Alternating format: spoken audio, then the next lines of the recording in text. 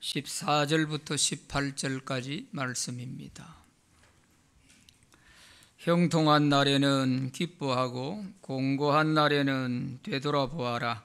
이 두 가지를 하나님이 병행하게 하사 사람이 그의 장래의 일을 능히 헤아려 알지 못하게 하셨느니라.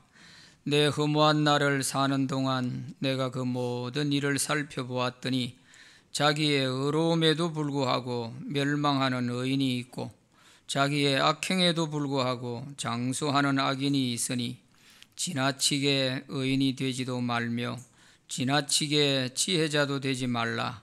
어찌하여 스스로 패망하게 하겠느냐? 지나치게 악인이 되지도 말며 지나치게 우매한 자도 되지 말라. 어찌하여 기한 전에 죽으려고 하느냐? 너는 이것도 잡으며 저것 중심 잡기, 이런 제목입니다. 인간은 누구나 일상생활에서 희로애락을 겪으면서 살아가게 됩니다. 그래서 좋은 일이 있을 때는 기뻐하고 어떤 일에는 분노하기도 하고 사랑하는 사람을 잃었을 때에는 한없이 슬퍼하기도 합니다. 또 좋은 친구들과 함께 할 때에는 마냥 즐거워하기도 합니다.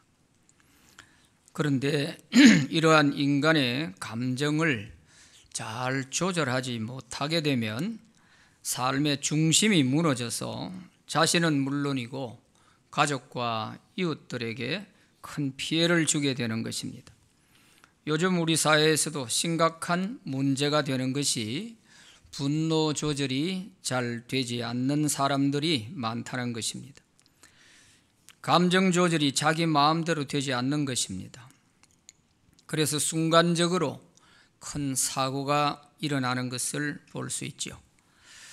이것은 몸과 마음이 건강하지 못하기 때문입니다. 우리 몸의 중심을 잡아주는 것도 코어 근육이라고 하는 것이 있는데 이것이 건강하지 못하면 몸 체형이 틀어지게 되고 꼬부라지기도 되고 이렇게 되는 것입니다. 우리 중심을 잡아주는 그 코어 근육이 잘 발달이 되고 이 근육을 잘 이렇게 운동을 통해서 건강하게 만들어주면 체격이 아주 중심이 반듯한 이런 건강을 유지할 수 있다는 것입니다.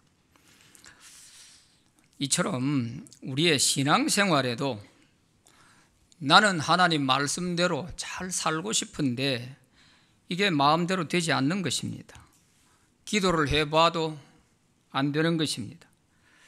그래서 반쯤은 포기하고 그저 마음 편하게 사는 사람들이 많이 있습니다. 이것이 신앙생활이 무너진 사람들의 모습입니다. 영적으로 건강하지 못하기 때문이지요.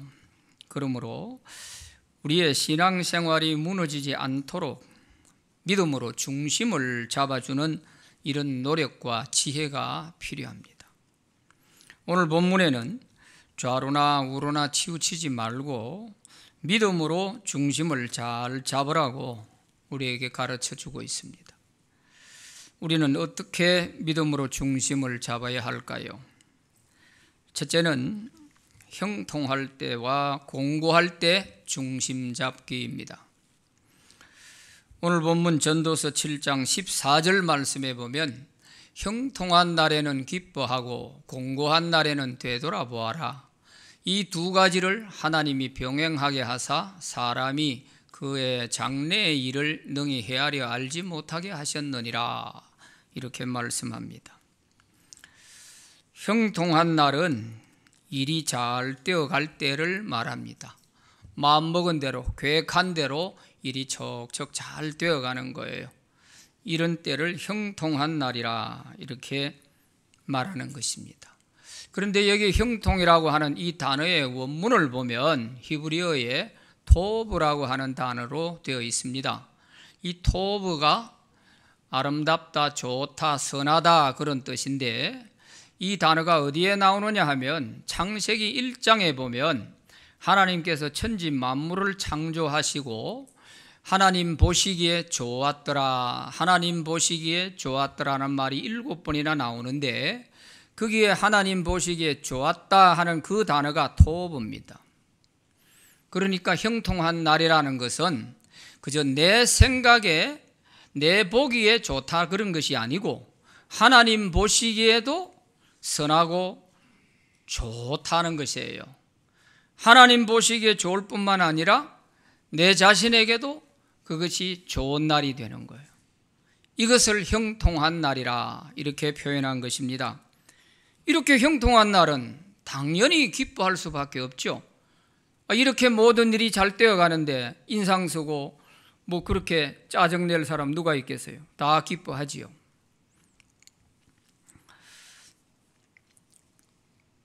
그리고 이렇게 모든 일이 잘 되어가고 형통하게 될 때에 우리가 가끔씩은 이런 생각이 들 때가 있습니다. 야, 참 너무 행복하다. 내가 이렇게 살아도 되나 싶을 정도의 그런 생각이 들 때도 있습니다. 이때 우리가 중심을 잘 잡아야 됩니다.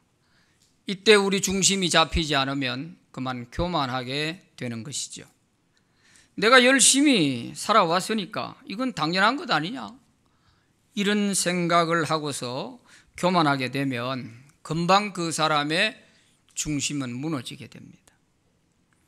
하나님은 겸손한 자에게는 더 큰 은혜를 주시지만 교만한 자는 물리치십니다. 야고보서 4장 6절 말씀에 보면 하나님이 교만한 자를 물리치시고 겸손한 자에게 은혜를 주신다 말씀하십니다. 여기서 물리치신다는 이 단어가 대적한다는 뜻이에요. 하나님이 교만한 자는 대적하시는 거예요. 하나님이 대적하면 거기에 당해낼 자가 누가 있어요? 하나님을 이길 자가 누가 있어요?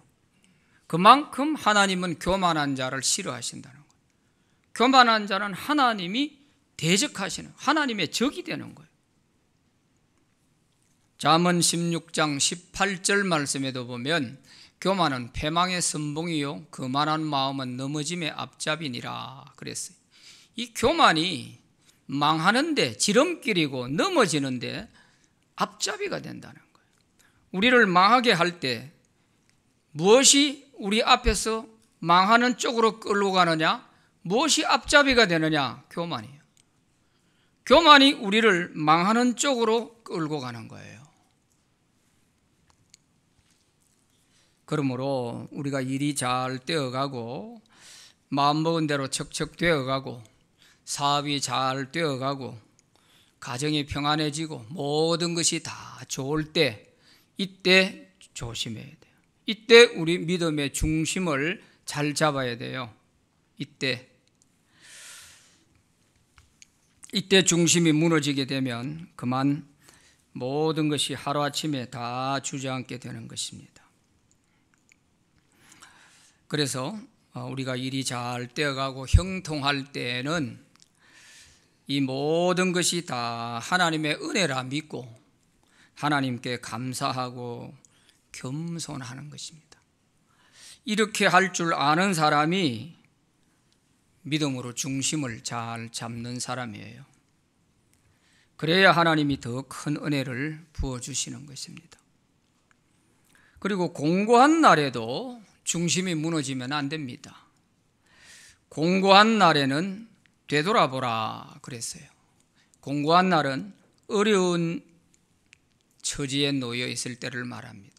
어려움을 당하고 있을 때를 말하는 거예요. 이때도 우리 중심이 무너지게 되면 안 되는 것입니다. 이럴 때는 우리 자신을 돌아보면서 중심을 잡아야 돼요.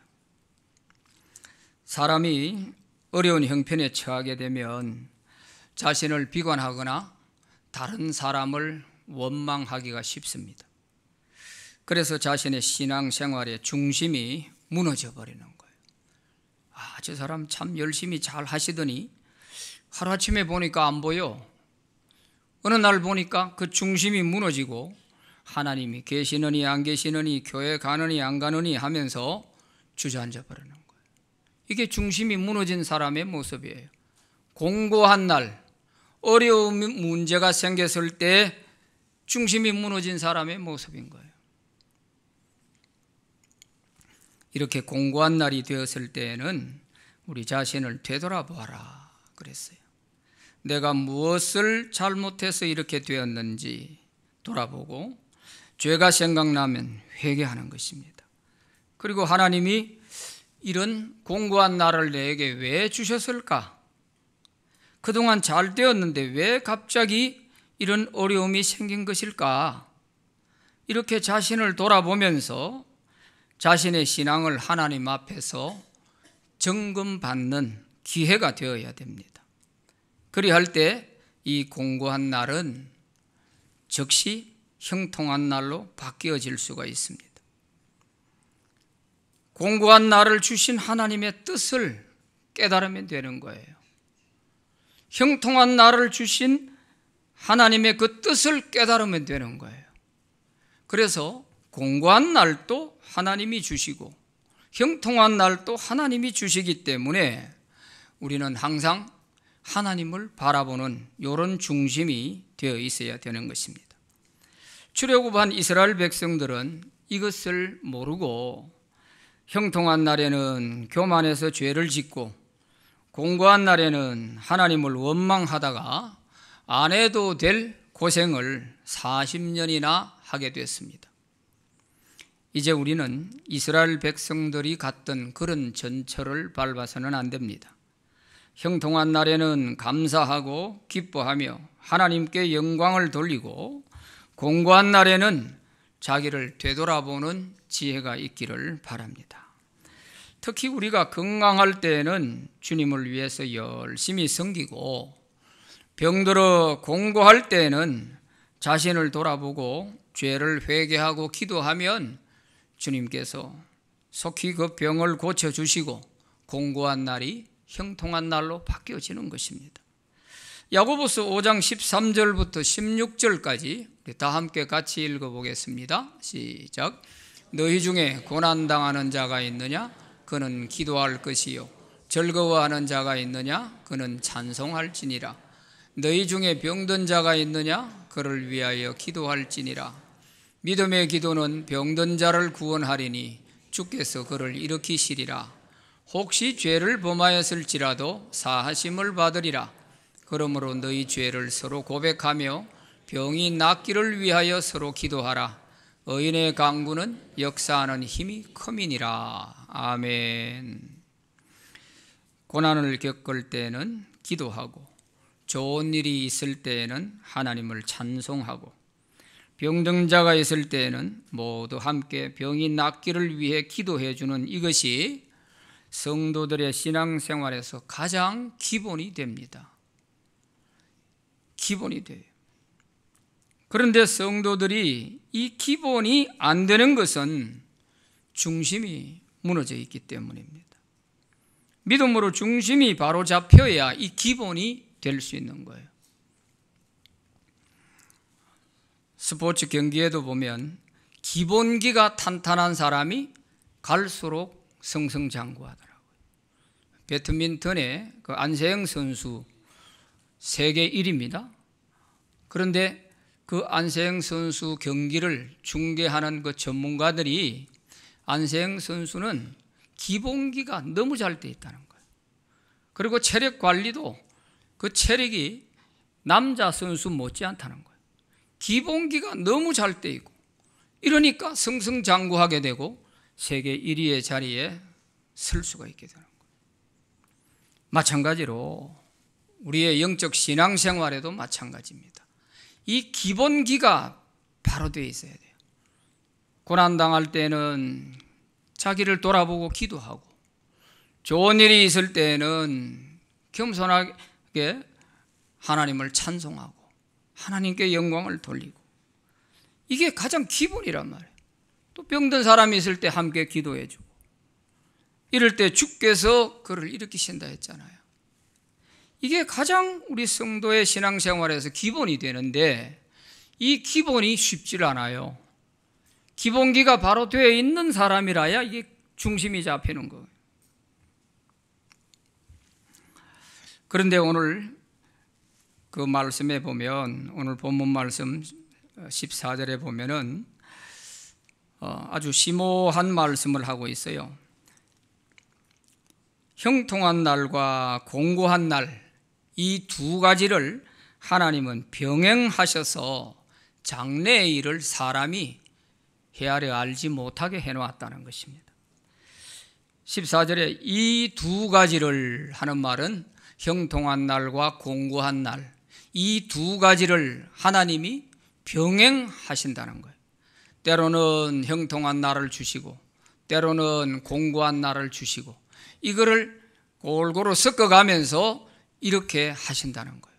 그래서 장래의 일을 인간이 함부로 장담하지 못하도록 해놓았다는 것입니다. 오늘 내가 형통하다 해서 이 형통이 내 평생 끝까지 간다는 보장이 없어요. 오늘 내가 어려운 중에 있다 해서 이 어려움이 내 평생 간다는 그것이 아니에요. 그러니까 이것이 오늘 형통한 날이 내일의 공고한 날이 될 수 있고, 오늘 공고한 날이 내일의 형통한 날이 될 수 있는 거예요. 이거를 골고루 섞어가면서 하나님이 왜 이렇게 하느냐? 우리의 믿음을 건강하게 바르게 잘 성장시키기 위해서 그렇게 하시는 겁니다. 항상 좋은 날만 있으면 우리 믿음이 좋을 것 같죠? 안 그렇습니다. 늘 좋은 날만 있으면 기도도 안 해요. 예배도 잘 참석 안 해요. 좋은 날만 있는 게 우리 믿음에 도움이 안 됩니다. 가끔씩 어려운 일도 있어야 그걸 통해서 내 믿음이 다시 한번 되돌아보고 다져보고 할 수 있는 기회가 되거든요. 그래서 이 형통한 날과 공고한 날, 이 날을 하나님은 병행해서 우리 믿음을 건강하게 잘 키워나가려고 하는 것이기 때문에, 그래서 형통한 날이든 공고한 날이든 우리가 믿음의 중심을 바로 잡으려면은 뭘 봐야 되느냐? 하나님을 바라봐야 되는 거예요. 형통한 날도 하나님이 주시고 공고한 날도 하나님이 주시는 날이잖아요. 그렇다면은 형통할 때나 공고할 때나 하나님을 바라보면, 하나님이 왜 나에게 이렇게 형통한 날을 주실까? 정말 내가 이렇게 살아도 되는지 할 정도로 이렇게 행복이 정말 넘칠 때가 있는 반면에 또 공고한 날도 있단 말이에요. 그러니까 이럴 때에도 항상 하나님을 바라보면 돼요. 공고한 날에는 왜 하나님이 나에게 이런 공고한 날을 주셨나? 그 이유를 깨달으면 되거든요. 형통한 날을 주신 이유를 모르고 하면 그만 교만에 빠지게 되는 거예요. 교만에 빠지게 돼.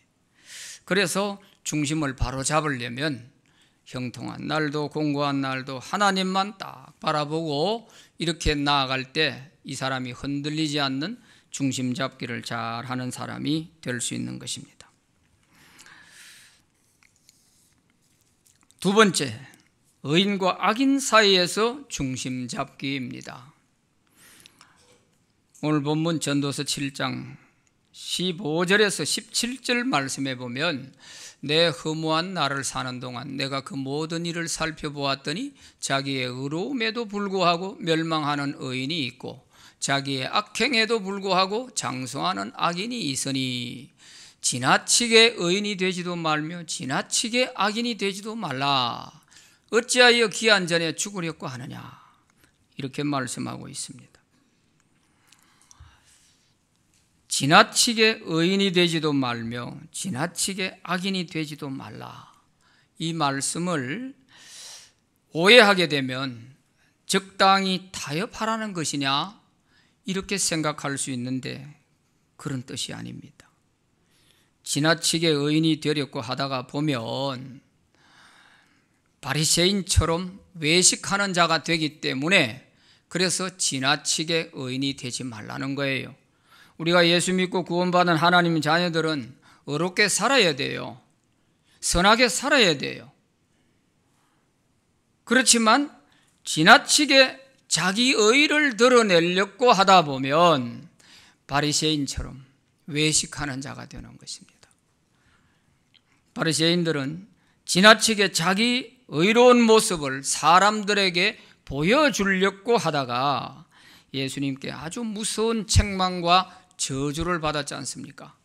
화 있을진저 이 서기관과 바리새인들이여 하면서 아주 무서운 책망과 저주를 받았어요. 왜 그랬어요? 이 바리새인과 서기관들은 자기가 어렵다는 것을, 자기가 하나님께 바르게 잘 산다는 것을 사람들에게 보여주기식 신앙생활을 한 거죠. 그러니까 주님이 가장 싫어하는 모습이 그거잖아요. 외식하는 거. 이런 함정에 빠지게 되는 겁니다. 그래서 지나치게 의인이 되지 말라, 그런 말씀이에요. 아나니아 삽비라 부부는 지나친 헌신을 하려고 하다가 사탄의 시험에 빠져서 한날 부부가 목숨을 잃었습니다. 초대교회 예루살렘 교회에서는 바나바 같은 사람은 자기의 논밭을 다 팔아가지고 교회에 바치기도 하고, 이런 사람들이 자꾸 생겨나게 되니까 아나니아 삽비라 부부도 아마 두 사람이 의논을 해서 우리도 이 밭을 팔아서 바치자, 이렇게 의논을 해서 팔았어요. 팔고 보니까 마음이 좀 달라진 거예요. 이거 다 바쳐버리고 나면 우리 어떻게 살지? 이런 생각을 하다가 얼마를 감추어 놓고 얼마를 가지고 간 거죠. 그래서 베드로 사도 앞에 가져갔을 때 이게 전부 다냐 했을 때 예 하다가 죽어버렸어요. 그게 나쁠 건 없잖아요. 왜? 바치지 않는 사람도 있는데 자기 밭을 팔아서 일부든 얼마든 간에 그래도 바치려고 하는 그것만 해도 좋은 일 아니에요. 그런데 문제는 그런 선한 일을 하면서 거기에 사탄의 속임수에 빠져서 거짓말을 하게 됐다는 거죠. 그게 전부 다인 것처럼 했던 거죠. 아예 이거 팔아서 다 바치려고 했는데 우리가 얼마를 놔두고 얼마를 가져왔습니다, 이렇게 했으면 아무 문제 없잖아요. 무슨 문제가 될 게 있어요? 그래서 선한 일일수록 선한 일도 자기 믿음의 분량에 맞게끔 하는 것이 자기 중심을 잘 잡아가는 겁니다. 자기 믿음의 분량은 안 되는데 너무 지나치게 헌신하고 지나치게 봉사하려고 하다 보면 그만 중심을 잃어버리게 돼요. 그래서 나중에 결과를 보면 다 소용없더라, 이런 소리가 나오는 거예요. 그게 중심을 잃었다는 거예요. 가룟 유다 같은 사람은 지나치게 가난한 사람을 구제해야 된다고, 가난한 사람을 두둔하고 변호하려고 하다가 이제 십자가에서 곧 돌아가실 마지막 예수님을 위해서 향유를 부어드리려고 하는 이 마리아의 헌신을 가로막았습니다. 이 비싼 거를 왜 낭비하냐? 가난한 사람들에게 주면 많은 사람 도와줄 수 있을 텐데, 이러면서 주변에 앉아있는 사람들에게는 마치 가룟 유다가 천사처럼 보이는 거예요. 천사처럼. 그것도 예수님의 바로 앞에 앉아가지고 그런 말을 하는 거예요. 예수님이 판단을 해 주시죠. 아니다, 이 마리아가 하는 일은 참 잘한 일이다, 아주 잘한 일이다, 엑셀런트라고 그랬어요. 아주 잘한 일이다. 내 장례를 미리 준비했다, 이렇게 말씀해 주시죠. 그런데 알고 보니까 가룟 유다가 가난한 사람들을 두둔하고 가난한 사람들을 위해서 하는 것처럼 한 줄 알았는데, 알고 보니까 가난한 사람은 처음부터 마음에도 없었어요. 그거 향유 팔아서 헌금하면 그거 자기가 가져가려고 마음먹었다는 거예요. 그게 요한복음 12장의 내용이에요. 그러니 예수님이 그 가룟 유다를 들여다볼 때 이 가정한 놈, 내 앞에서 세상에 이럴 수가 있냐, 아마 이런 생각 들었을 거예요. 그래도 예수님이 워낙에 인격적이셔서 가룟 유다 면전에다 대놓고 그런 말 안 했어요. 가룟 유다 마음속에 무슨 생각을 품고 있다는 거 다 아시면서도 그 말씀을 안 하시는 거예요. 이 작전에 실패하게 되자 가룟 유다는 예수님을 팔아넘깁니다. 은삼십에 팔아넘겨요.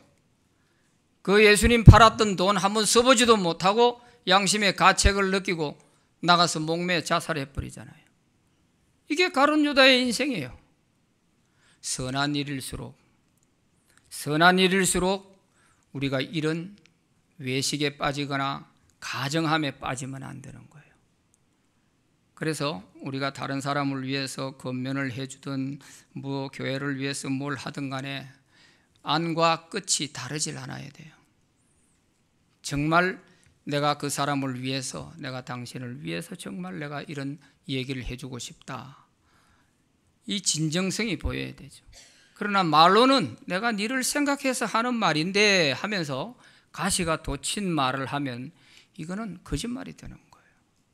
아예 그 사람을 위해서 해주고 싶은 마음이 없었던 거예요. 이런 우리가 이중성을 다 가지고 있는 거예요. 그 종이 한 장 차이입니다. 선과 악의 그 중심에는 종이 한 장 차이예요. 내가 조금만 기울어져서 중심 못 잡으면 악으로, 조금만 중심을 잘 잡으면 선 쪽으로 이렇게 기울어지게 되는 거예요.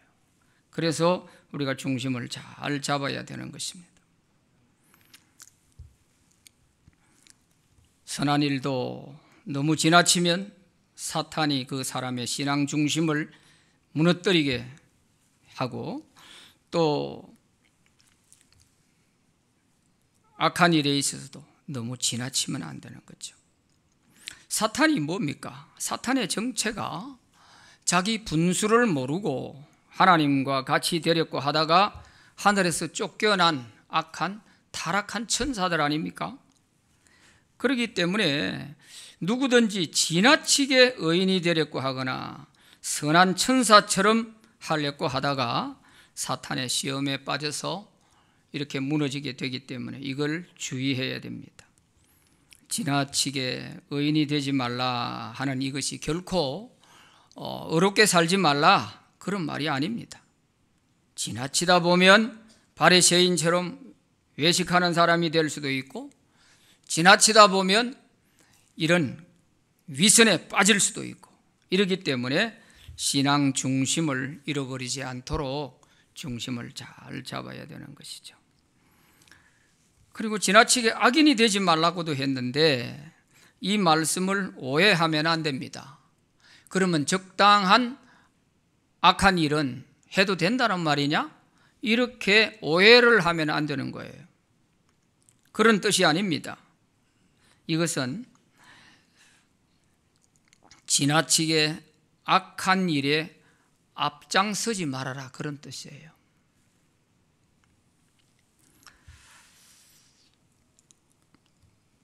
악한 일에 앞장서다 보면 자기 죽음을 재촉하는 일이 되는 것입니다. 성경에도 의인은 없나니 하나도 없다고 했지 않습니까? 그러니까 우리가 예수 믿기 전에는 모두가 다 악인이지요. 그런데 특히 이 악한 일에 자기 목숨을 걸고 앞장서는 사람들이 있어요. 이런 거를 두고서 지나치게 악인이 되지 말라는 뜻이에요. 어려운 일을 위해서도 지나치지 말라고 하셨는데 하물며 지나치게 악인이 되는 것은 자기의 목숨을 단축할 뿐입니다. 17절 말씀에 그래서 어찌하여 기한 전에 죽으려고 하느냐 이런 말씀을 하고 있어요. 자기 생명을 왜 단축시키려고 하느냐 그런 말씀이에요. 또 15절 말씀에 보면 심오한 말씀을 하고 있어요. 내 허무한 날을 사는 동안 내가 그 모든 일을 살펴보았더니 자기의 의로움에도 불구하고 멸망하는 의인이 있고 자기의 악행에도 불구하고 장수하는 악인이 있다 하는 것입니다. 이것을 현대인의 성경에서는 이렇게 번역하고 있어요. 나는 헛된 세상살이에서 모든 것을 다 보았다. 의로운 사람도 젊어서 죽는 사람이 있고 악한 사람도 오래 사는 사람이 있더라. 어찌 보면 참 모순적인 그런 말씀 같아요. 모순이 아닙니다. 왜? 지나치게 의인이 되려고 하다 보니까 어려움에도 불구하고 젊어서 죽는 사람이 자기 생명을 단축했다는 거예요. 지나치게 악인이 되지 않으면 악인이라 할지라도 오래 사는 사람이 있더라는 거예요. 우리가 다 악한 사람들이죠. 그래서 너무 지나치게 되는 것은 의인이든 악인이든 함정이 많기 때문에 중심 무너지게 되고 자기 생명을 단축하는 것이 된다 하는 말씀인 것입니다. 그래서 우리가 중심을 잘 잡아야 됩니다. 너무 지나치게 자기 의를 내세우려고 하지도 말고 또 너무 악한 일에 앞장서지도 말고 자기 중심을 잘 잡는 것이 우리 신앙의 가장 중요한 것이죠. 세 번째, 지혜자와 어리석은 자의 사이에서 중심 잡기입니다. 오늘 16절, 17절 말씀에 보면 지나치게 지혜자도 되지 말라. 어찌하여 스스로 패망하게 하겠느냐? 지나치게 우매한 자도 되지 말라. 어찌하여 기한 전에 죽으려고 하느냐? 우매자는 어리석은 자를 말합니다. 지나치게 지혜자도 되지 말고 지나치게 어리석은 자도 되지 말아라 말씀합니다. 지나치게 지혜자가 되려고 하다 보면 교만하게 되고 자기 꾀에 자기가 빠져서 망하는 것입니다. 지혜는 하나님이 주십니다. 그래서 하나님을 경외하는 것이 지혜의 근본이라고 했어요. 잠언 9장 10절 말씀에 여호와를 경외하는 것이 지혜의 근본이요 거룩하신 자를 아는 것이 명철이니라 그랬습니다. 하나님을 경외하는 것이 지혜의 근본이에요. 지혜가 하나님을 경외하는 데서부터 나와요. 경외가 뭐예요? 두려워할 외자, 공경할 경자예요. 하나님을 두려운 마음으로 공경하고 섬기는 거, 이게 하나님을 경외하는 것이란 말이에요. 이렇게 하나님을 섬길 줄 아는 사람에게 하나님이 지혜를 주셔. 지혜가 여기 있단 말이죠. 하나님이 솔로몬에게 지혜를 주셨습니다. 솔로몬의 명성이 널리 퍼지게 되자 여러 나라에서 솔로몬의 지혜를 보기 위해서 귀한 선물을 바리바리 싣고 솔로몬을 찾아옵니다. 그러자 솔로몬이 점점 교만해지게 됩니다. 자기에게 지혜를 주신 하나님과 점점 멀어지게 돼요. 그래서 여러 나라에서 공주들을 인질로 데려와서 그 나라를 손쉽게 통치하려고 꾀를 부렸습니다. 겉으로는 혼인 동맹이라고 하지만 사실은 식민지를 손쉽게 통제하려고 인질로 잡아다 놓은 것이죠. 그런데 이 공주들이 시집을 올 때에 자기 나라 우상들을 다 가지고 들어옵니다. 그리고 그 우상을 섬길 수 있도록 해달라고 솔로몬 왕에게 설득을 하게 됩니다. 그러자 솔로몬이 허락해주고 신전도 지어줍니다. 하나님이 가장 싫어하시는 일을 한 것이죠. 그러자 하나님이 진노하십니다. 자기에게 지혜를 주셔서 유명한 왕이 되게 해주신 하나님을 배신한 것입니다. 하나님을 잘 경외하는 것이 지혜의 근본인데 하나님을 떠난 솔로몬의 지혜와 그 왕위가 오래 갈 리가 없지요. 그래서 솔로몬이 세상을 떠나게 되면 이스라엘 나라를 하나님이 남북으로 찢어서 갈라놓겠다 하고 말씀하십니다. 솔로몬은 하나님이 주변 모든 나라를 이스라엘에 굴복하게 하셨다는 것을 잊어버리고 있었어요. 그 주변 모든 나라를 이스라엘의 식민지가 되도록 이스라엘에 굴복하게 만드신 분이 하나님이시다는 것을 잊어버리고 자기의 머리에 그 장깨로 그 인질들을 잡아다 놓고 우리 말 안 들으면, 우리에게 조공 갖다 바치지 않으면 너희 딸들을 무사히 놔두지 않겠다는 거 아니겠어요? 이런 장꾀를 부리게 된 것이죠. 그러다가 우상 가지고 와서 온 나라가 우상 천국이 되어버린 거예요. 이처럼 너무 지혜로우려고 하다 보면 장깨를 부리게 되고 자기 꾀에 자기가 빠져서 망하는 거예요. 솔로몬이 하나님께 지혜 얻어가지고 자기 이름이 유명해지게 되고 그래서 명성을 떨치고 한 그 결과가 후손들에게 무슨 유익이 됐나요? 후손들에게 유익이 되지 못하고 후손들에게 아주 재앙을 물려줬어요. 나라를 찢어서 남북으로 갈라놓았으니 이게 솔로몬의 죄 때문이란 말이에요. 그러면 지혜를 얻어서 남은 것이 뭐 있어요? 없잖아요. 이렇게 너무 지혜로우려고 하다 보면, 지나치다 보면 자기 스스로가 거기에 빠져서 무너지게 되는 것입니다. 그래서 지나치게 지혜자도 되지 말라. 어찌하여 스스로 패망하게 하겠느냐? 왜 스스로 죽을 짓을 하냐? 그 말씀 아니에요? 그리고 지나치게 어리석은 자도 되지 말라 그랬어요. 우매자도 되지 말라 말씀하십니다. 하나님을 알기 전에 우리 인간은 다 어리석고 미련한 자들입니다. 그래서 하나님이 없다고 떠들어대는 것이죠. 시편 14편 1절에도 보면 어리석은 자는 그 마음에 이르기를 하나님이 없다 하는도다. 하나님이 없다고 떠들어대는 거죠. 하나님이 창조하신 이 세상에 살면서 하나님이 없다고 하는 자가 세상에서 가장 어리석은 사람입니다. 그런데 예수님을 믿고 하나님의 자녀가 된 사람들은 하나님이 주신 하늘의 지혜를 가지고 세상을 이기며 살아가는 것입니다. 그래서 하나님은 세상의 미련한 자들을 택하여서 지혜 있는 자들을 부끄럽게 하시고, 세상에서 약한 자들을 택하여 예수 믿게 해서 세상에서 강하다고 하는 사람들을 부끄럽게 하시고, 세상에서 가난한 자들을 택하여서 세상에 부요하다는 자들을 부끄럽게 하시는 하나님이시라고 했어요.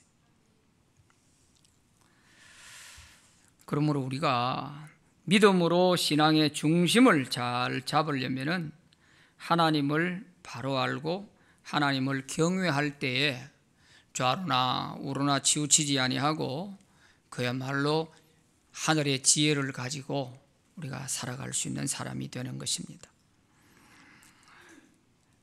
18절 말씀에 보면 아주 심오한 말씀을 하세요. 하나님을 경외하는 자는 이 모든 일에서 벗어날 것임이니라. 이 모든 것에서 벗어난다. 무엇에서? 좌로나 우로나 치우치지 아니하고 중심을 딱 바로잡고 갈 수 있다 하는 것입니다. 뭐 할 때? 하나님을 경외할 때. 이게 중심 잡는 거예요. 형통한 날과 공고한 날에도 하나님을 경외하는 사람은 하나님만 바라보고 가니까 중심이 잡히는 것이고, 의인과 악인 사이에서도 치우치지 아니하고 지나치게 의인도 지나치게 악인도 되지 않고 하나님을 경외하는 사람은 내가 하나님 말씀대로 지금 바로 서 있나 없나를 점검해 가면서 가기 때문에 중심이 무너지지 않는 거예요. 바로 잡히는 거죠. 또 지나치게 지혜자가 되거나 지나치게 미련한 사람이 되지 않도록 이 모든 것에서 벗어나서 딱 중심에 바로 서서 살아갈 수 있는 이 비결이, 여호와를 경외하는 자는, 하나님을 경외하는 자는 이 모든 것에서 벗어나서 중심을 잡고 갈 수 있다는 것입니다. 우리는 항상 이 믿음의 중심을 바로 잡고 항상 하나님의 사랑과 복을 받으면서 살아가는 그런 저와 여러분들이 다 되시기를 바랍니다. 기도합니다. 하나님 아버지 감사합니다.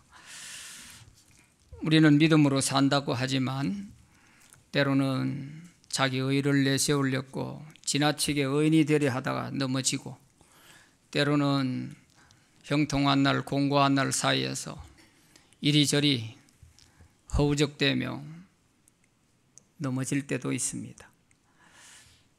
이 모양 저 모양 우리의 믿음이 바르게 중심을 잡지 못해서 흔들릴 때가 많은데, 오늘 일러주신 말씀을 마음에 잘 새겨서 언제든지 하나님을 경외함으로써 좌로나 우로나 치우치지 않고 우리 믿음의 중심 잘 잡아갈 수 있도록 은혜를 주시옵소서.